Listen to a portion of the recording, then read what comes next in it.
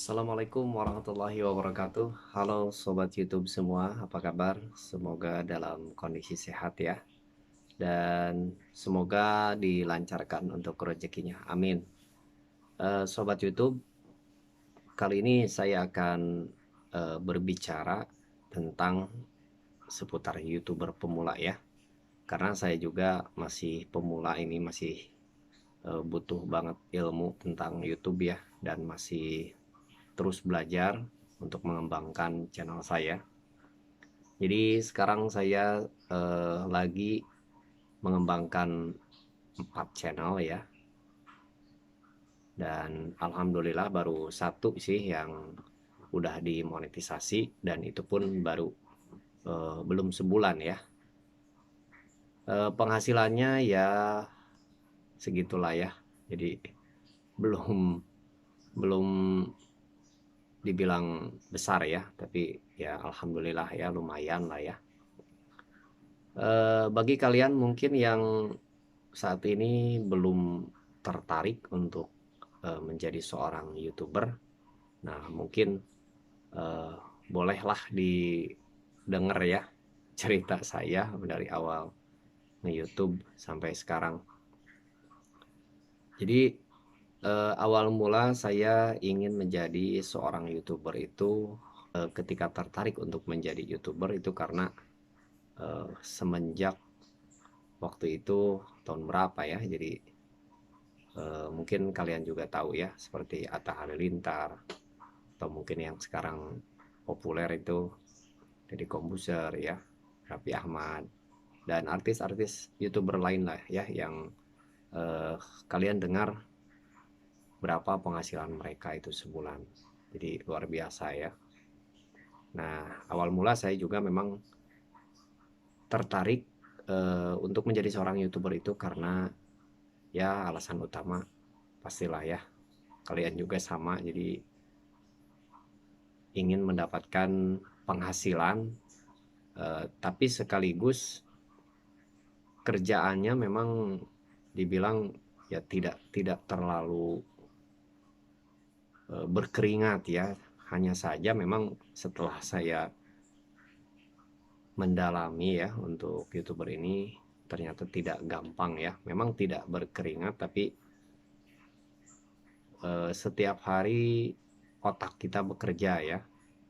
Bagaimana kita memutar otak, berpikir untuk mendapatkan sebuah ide ya untuk dijadikan konten ya. Belum lagi untuk mengembangkan channel kita, untuk mendapatkan subscriber ya, jam tayang, viewer, dan lain-lain. Nah, hal itu semua memang jadi ya betul-betul kita lakukan dengan kerja keras ya. Kalau misalkan ya kontennya juga pesaingnya banyak, yang upload juga banyak, belum lagi algoritma YouTube kan setiap tahun, kadang setiap saat juga ada aja perubahan ya. Kemudian teknik SEO kita juga masih minim ya, kecuali kalau misalkan kita selebgram, artis, atau mungkin kalian punya saudara selebgram atau artis, ya bisa saja ya kita numpang promosiin ke mereka channel kita. Nah itu mungkin bisa dalam waktu cepat bisa viral juga ya, atau banyak penontonnya. Nah jadi pengalaman saya sebelumnya memang eh, mulai membuat video atau YouTube ini, daftar YouTube-nya itu sih sudah lama ya, sudah upload beberapa video. Nah selang waktu itu karena ada kesibukan ya, jadi videonya didiamkan karena memang kurang semangatnya itu ya. Awal-awal YouTube pasti kalian juga kan, ketika upload video belum tahu apa-apa, tahu-tahu ya nggak ada yang nonton ya, boro-boro like, yang nonton juga nggak ada, karena kita juga ya minim ya ilmu YouTubernya, cara untuk upload yang benar itu kayak gimana, cara setting channel itu gimana, cara teknik SEO itu gimana, kan kita nggak tahu. Nah, waktu itu pas udah kira-kira mau setahunan, tiba-tiba gembor-gembor lagi kan, banyak youtuber-youtuber baru juga yang bermunculan dan sukses ya. Nah, waktu itu saya lihat juga, saya pikir saya akan coba lagi ya YouTube itu.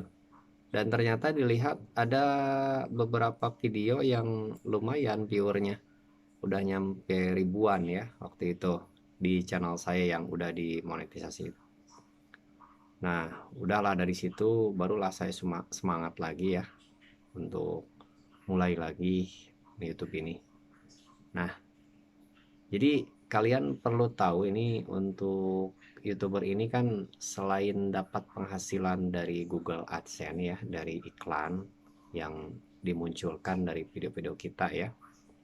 Ternyata setelah saya teliti ya, dan mungkin kalian kalau jauh lebih tahu mungkin bisa sharing ya di kolom komentar, tambahin mungkin yang tidak saya sebutkan ini ya. Pertama kan kita dapat dari iklan AdSense ya kalau sudah dimonetisasi. Belum lagi kalau kita sudah banyak nih subscriber ya, pengikut atau yang eh, langganan di channel kita.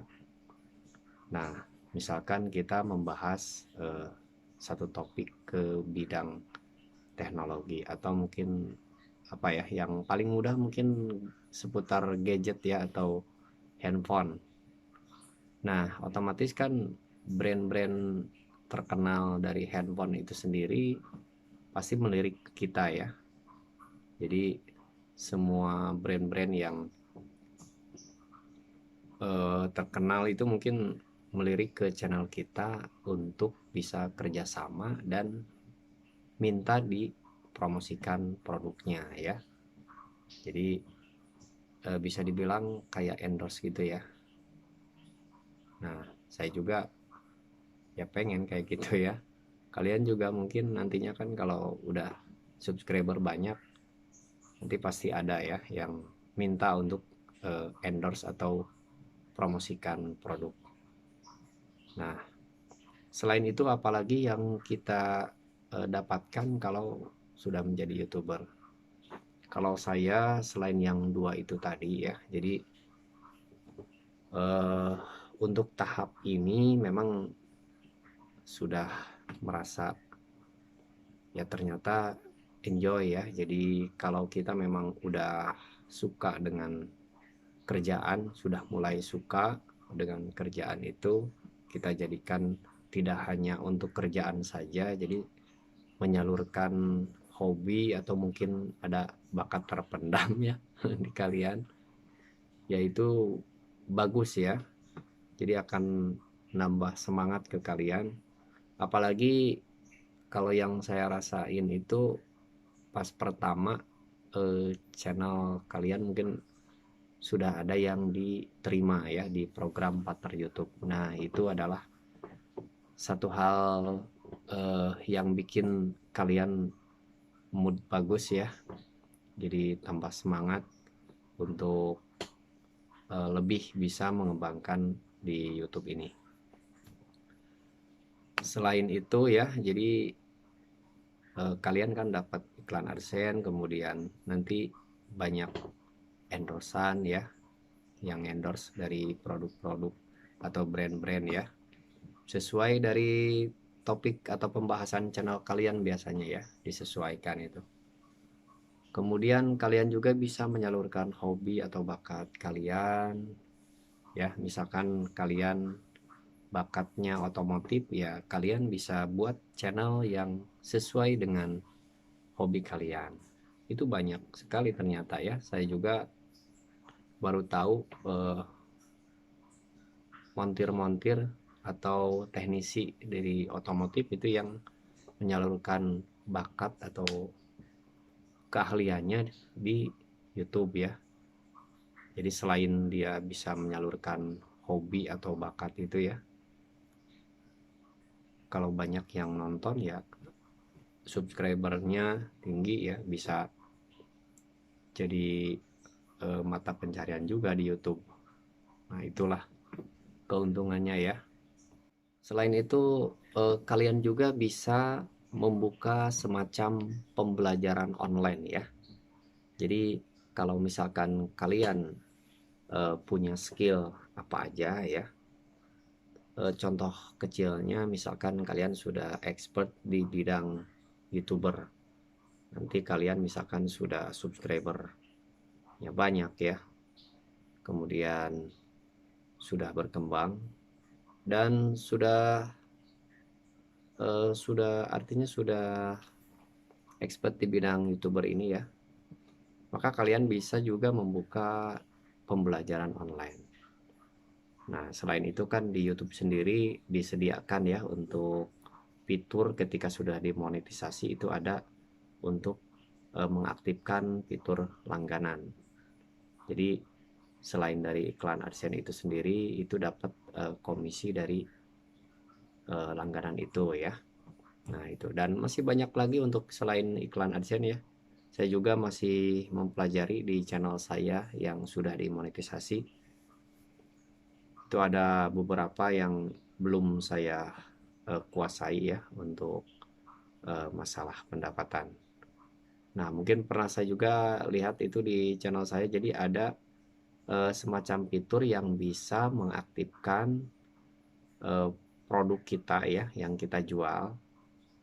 Misalkan kalian kebetulan selain nge-YouTube ada produk atau brand kalian sendiri ya, entah itu pakaian atau makanan. Nah, itu ternyata bisa kalian munculkan juga nanti ya. Jadi YouTube ini sebagai media promosinya. Nah, kalau tidak salah tapi harus daftarkan di Shopee ya. Jadi harus ngelink ke Shopee. Nah, seperti itu. Mungkin kalian juga nanti akan jauh lebih mengetahui kalau sudah dimonetisasi, itu ada nanti penjelasannya ya. Nah, selain itu apalagi yang nanti kalian dapatkan kalau menjadi YouTuber ya. Jadi kalau sudah banyak subscriber udah pasti ketenaran ya atau dikenal. Jadi banyak semacam teman di komunitas ya. Kemudian kita juga bakalan nambah ilmu ya kalau di YouTube itu, karena seiringnya kita berprofesi YouTube itu kan contoh kalau misalkan saya kan ini konten-kontennya seputar tutorial ya. Nah, jadi saya juga harus otomatis secara tidak disengaja ya harus didorong untuk nambah ilmu lagi atau nambah skill lagi dan nambah pengetahuan lagi tentang tutorial. Jadi YouTube itu seperti ini sobat ya. Jangan patah semangat atau jangan pesimis ya kalau kalian terbatas dari wawasan atau skill atau keahlian.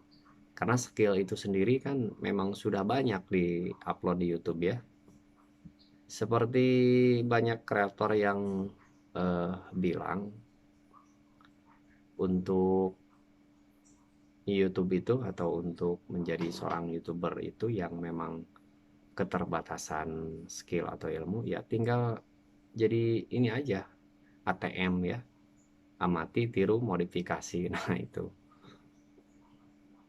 banyak juga kok yang sukses ya di YouTuber dengan cara seperti itu, tapi ya tentunya kita juga harus cerdas ya, harus bisa betul-betul memodifikasi dari mungkin konten-konten orang lain ya, karena kan mereka juga yang sama ya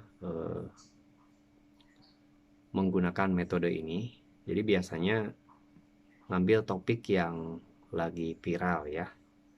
Nah, kemudian pembahasannya diamati, jalan cerita dari videonya juga diamati. Nah, setelah itu kalian tiru dan modifikasi dengan gaya dan ciri khas kalian. Nah, seperti itu maksudnya ya. Karena yang udah besar juga itu mungkin sebagian sama ya. Jadi ada istilahnya ada acuannya mereka juga. Jadi berpatok ke siapa misalkan entah itu YouTuber dari Indonesia atau YouTuber dari luar negeri ya, seperti itu. Saya juga sama ya, jadi ada beberapa YouTuber yang udah ratusan ribu atau bahkan jutaan yang ilmu-ilmunya dan ciri khasnya atau maksudnya dari gaya-gaya edit videonya atau mungkin dari pengolahan untuk pembuatan videonya itu ada yang beberapa saya ambil caranya ya, tapi tentunya saya modifikasi lagi dengan ciri khas saya atau dengan gaya saya seperti itu.